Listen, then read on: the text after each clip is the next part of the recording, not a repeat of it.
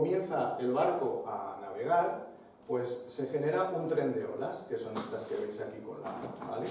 Entonces, este ratio, esta R, es igual a la velocidad partido por el cuadrado de la eslora, ¿vale? Eso es este ratio que vais viendo aquí. ¿Qué ocurre? Que como es dependiente de la eslora, por eso os decía que cuanto más eslora vamos a tener más posibilidad de mayor velocidad, pero claro, estamos hablando que no podemos hacer un barco de más de 2 metros, por lo cual al final, pues, el compromiso, lo que vemos en el barco de desplazamiento es que hay una limitación por velocidad del casco que no vamos a poder evitar, ¿no? Entonces, aquí lo que queremos mostrar es que estas olas, a medida que va acelerando el barco, va variando este ratio hasta que finalmente el barco queda atrapado entre las dos olas, entre la ola de proa y la ola de popa, que es este momento en el que se genera la ola de proa y termina en popa. Y de aquí, de este ratio que aparece, ya va a ser muy complicado aumentar la velocidad, ¿vale? Y va a ser muy complicado porque nos está atrapando las dos olas, estas dos olas nos están atrapando el barco en función de esta forma, ¿vale? Ahora entraremos en los coeficientes de forma, que es lo que, digamos, hace que estos números puedan ser más optimistas, ¿vale? Bien, aquí, tras esta introducción básica, quería hacer un resumen de los condicionantes. Bueno, ya sabéis que evidentemente esto es el Parque del Mar.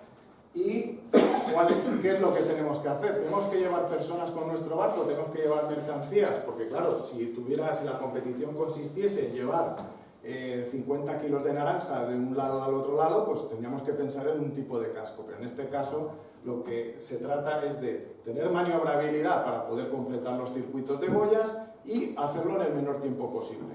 ¿Eso a qué nos lleva? Pues nos lleva a que vamos a hacer barcos por debajo de eslora de 2 metros, con una poca potencia disponible, que son estos 100 vatios que ya os digo que nunca van a estar, ausencia de olas, este día hacía viento y lo único que se genera es un rizadillo, pero bueno, hay otros problemas que podríamos tener, como por ejemplo pues que le entrase el aire al barco por debajo y nos girase la placa, porque es el problema aerodinámico que luego trataremos dentro de las resistencias también.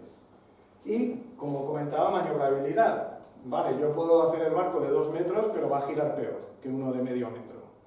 Entonces, eso hay que siempre valorarlo. Es lo que hablamos siempre, ¿no? La relación entre el peso y la potencia. En la Fórmula 1, ¿cuál es la obsesión? Que pese poco, que pese poco, que pese poco. En la Copa América, igual. ¿Por qué? Pues porque en el caso náutico, cuanto más pesa el barco, más va sumergido. Cuanto más va sumergido, más rozamiento tiene, ¿vale? Entonces, os he puesto aquí, digamos, una herramienta que es la que más he utilizado en todo momento, y es la báscula esta de los chinos. La báscula esta de los chinos, os aseguro que ayuda mucho de cara a pensar, bueno, al final, ¿esto cuánto me va a pesar el barco? Pues empiezas a sumar. Aquí luego os lo mostraré, pues son unas piezas que he hecho con la impresora 3D, esto es un foil, por ejemplo. Y claro, al final, el cómo vas a hacer esto y qué materiales vas a utilizar es importante, porque al final te puedes encontrar, como nos pasó con el primer prototipo, con un barco de 8 kilos. Y un barco de 8 kilos, pues con olas y tal va a ir muy bien, pero como tengas uno al lado que es de por span, te va a pasar por el lado, porque evidentemente la potencia, que es lo que hablábamos aquí, la relación entre el peso y la potencia, va a ser mucho más favorable en un barco ligero que tiene la misma potencia que tú, que en un barco que pesa mucho, ¿vale? Elección del casco. Por tanto, con el rollo que os estoy soltando, ¿qué tengo que elegir? Pues quiero buena maniobrabilidad, compromiso de eslora, aquí sería uno de los puntos. No necesito un barco con un casco redondo que aguante muy bien las olas porque no tengo olas, eso en principio también juega a nuestro favor. No disponemos de mucha potencia, por tanto es complicado pensar en planear, en levantar el barco, porque para eso ya necesitaríamos unas baterías de lipo que nos dieran ahí fiesta, como gente que he visto con las lanchas que van a 100 kilómetros por hora, pero claro, es que ahí ellos la potencia, cuando se acaba la batería se acaba, pero la tienen. Dado que la velocidad del buque es igual a la potencia efectiva, quitando pérdidas eléctricas y propulsivas, porque era lo que os decía antes, es decir, no hay que pensar tengo 100 vatios, no. Primero, 100 vatios los da el panel a una determinada hora del día con una determinada irradiación, a una determinada temperatura, es decir, las mediciones en los paneles solares, cuando veis las curvas de paneles solares se dan a 25 grados. Cuando hay más de 25 grados es un factor que va penalizando. Ya no serán 100, serán 99, lo que sea, en función de la gráfica que nos dan los fabricantes, ¿vale? Pero aparte de esta primera pérdida de que el panel te va a generar una potencia, o sea, con esto os quiero decir que no diseñéis para 100 vatios, porque diseñar para 100 vatios es un error. Es mucho mejor hacer vuestro diseño me lo invento, para 70, pero ver que todo vuestro conjunto funciona bien a 70 vatios y no os tira el panel, ¿vale? Los que estuvisteis en la parte de electrónica, hablamos del MPPT, que era la gestión para evitar que cuando le pedimos más energía a nuestro panel, este panel no se vaya abajo, ¿vale? Si yo ya voy pensando en que tengo 100 vatios, ya voy pensando mal. O sea, quiero que hagáis esta reflexión porque esto sí que os lo puedo asegurar porque nosotros lo hemos vivido directamente, ¿vale? ¿Qué hélice voy a utilizar? Evidentemente, si utilizo una hélice, un conjunto de motor y hélice que tiene unas determinadas pérdidas porque el cardan, porque no lleva rodamientos, porque el cardan tiene demasiado ángulo, porque la bocina entra... Esto hablando de barcos con bocina y tal. Aquí ya os hemos propuesto desde el principio que lo más fácil es hacer una hélice aérea, ¿vale? Pero, por ejemplo, nuestro barco va con hélices sumergidas, con hélices marinas. Entonces, el ángulo también de entrada de la bocina en el agua es un factor también determinante para introducir más o menos pérdidas. Como detalle os puedo decir que más de 10 grados ya se consideran unas pérdidas muy importantes. En nuestro caso, como dato anecdótico, hemos usado 8 grados porque en nuestro casco necesitábamos tener...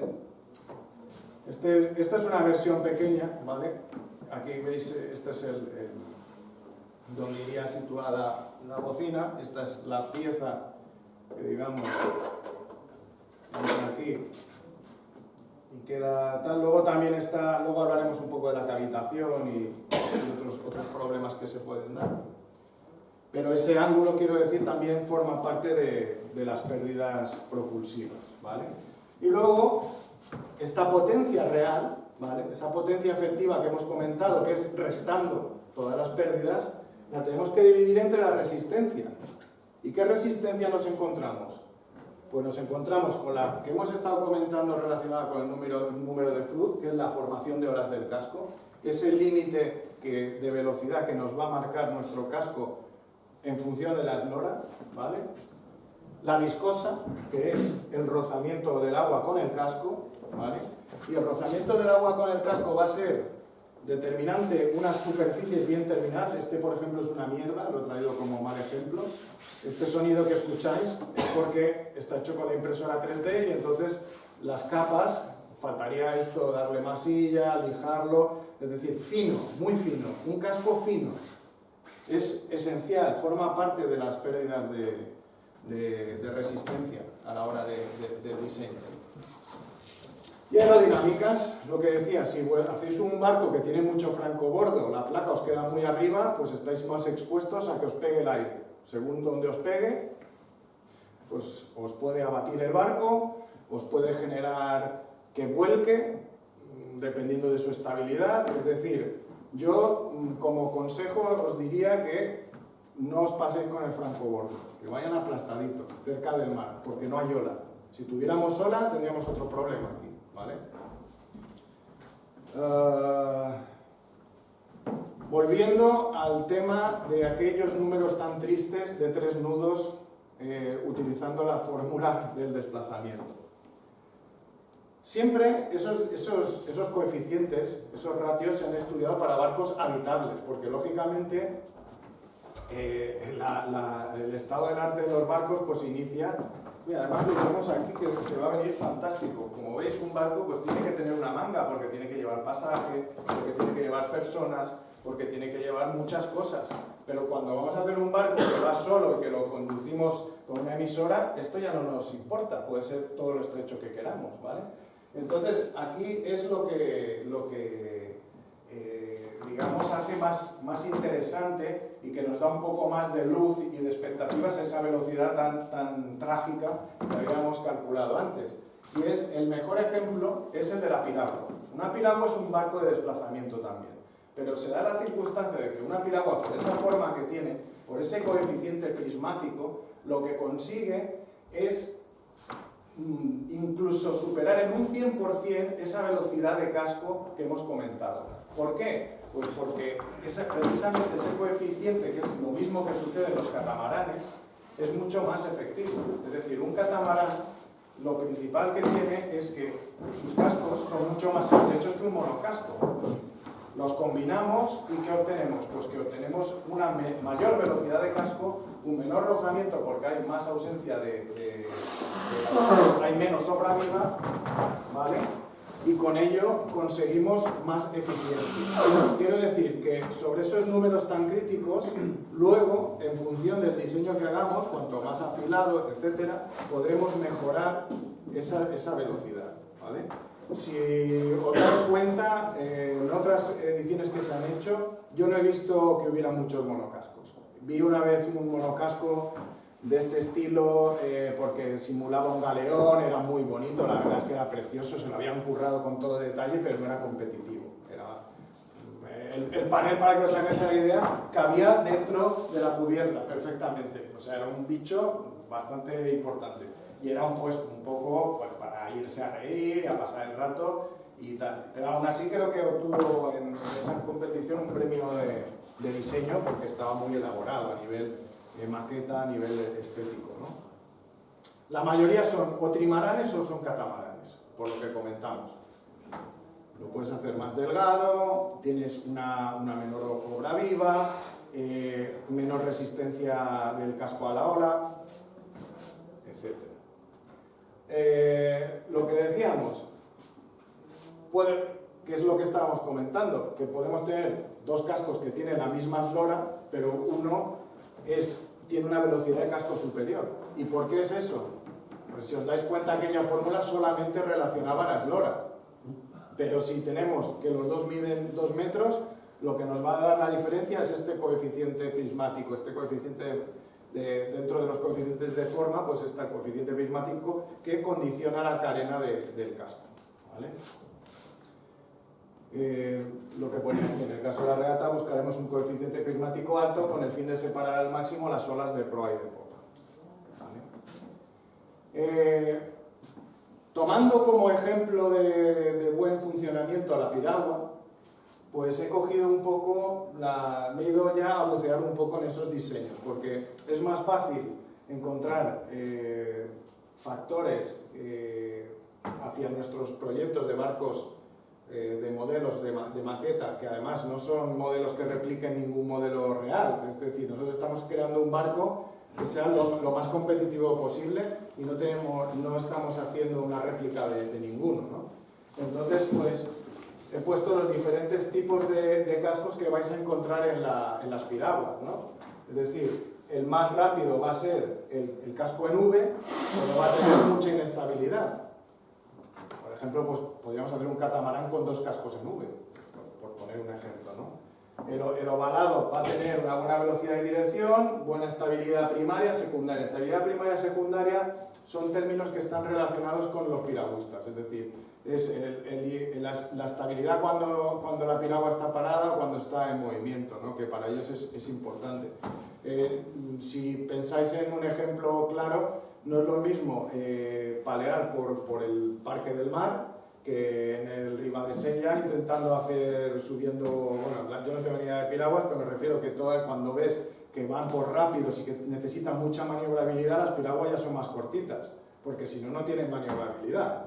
Entonces, cuando ven la piedra y van a hacer así, ya se han dado el castañazo, pero sin embargo, en un Parque del Mar, por ejemplo, pues puede ser bastante larga y bastante afilada y tendremos una buena condición. Un poco lo que poníamos aquí se ven las dos formas, ¿no? La mayor eslora, más velocidad, peor giro, ¿no? a lo que estaba comentando, menor eslora, menos velocidad, pero tiene mejor giro, ¿vale? Como condicionante. Luego tendríamos otros planos, como otros cascos como el redondo plano. En cualquier caso, cuando nos vamos a mangas tan estrechas, evidentemente, en el giro no se puede hacer un barco. Desde mi perspectiva no veo haciendo un barco estrecho que tiene que ser multicasco sí o sí, porque si fueras a hacer una carrera que fuera todo el tiempo en línea, como una de las pruebas que tenemos, pues bueno, con una buena estabilidad, muy buena, añadiendo a lo mejor en el casco algún tipo de estabilizador, podría ser un monocasco, pero en el momento en el que llegues a un giro por una boya, con un panel encima que sobresale, esto va a hacer así, o sea, sí o sí. Por eso yo descartaría por completo para un barco competitivo que no fuera un multicasco, ya sea trimarán o catamarán. Bueno, esto habla un poco de nuestro equipo, de cuando preparamos el barco, lo hicimos en 3D, se diseñó en 3D con la herramienta FreeCAD y bueno, se fueron imprimiendo, no sé si veis, a ver, esto se supone que, pero se supone solo. Bueno, como veis está formado de varias secciones, ¿vale? Porque no podíamos imprimir un metro coma 6 que mide el barco. Entonces, pues fuimos dividiéndolo en secciones y haciendo partes. Eso se imprimió en PLA y cuando terminamos el casco esto nos dimos cuenta que pesaba 4 kilos. Y dijimos, joder, hemos empezado mal.